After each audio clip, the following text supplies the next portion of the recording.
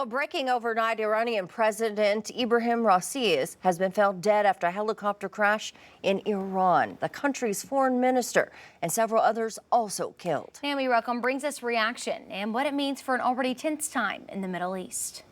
Foggy mountains of northwestern Iran, rescue crews have found the body of Iranian President Ibrahim Raisi after his helicopter crashed near the Azerbaijan border. The aircraft was part of a convoy of 3 helicopters when it made what officials describe as a hard landing, also killing the nation's foreign minister.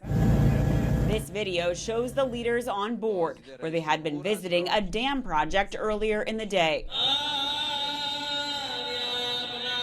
State media broadcast Iranians praying for Raisi while waiting for news from the crash site. But by many accounts, he was an extremely divisive president, elected in the lowest turnout in the country's history.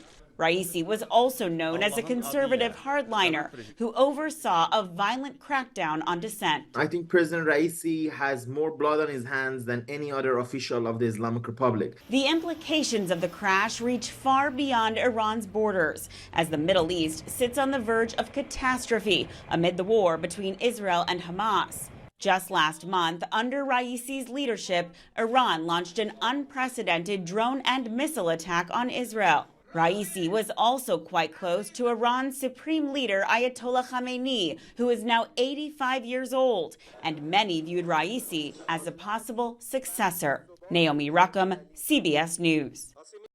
Raisi was sanctioned in the U.S. in part over his involvement in the mass execution of thousands of political prisoners in 1988 at the end of the bloody war between Iran and Iraq.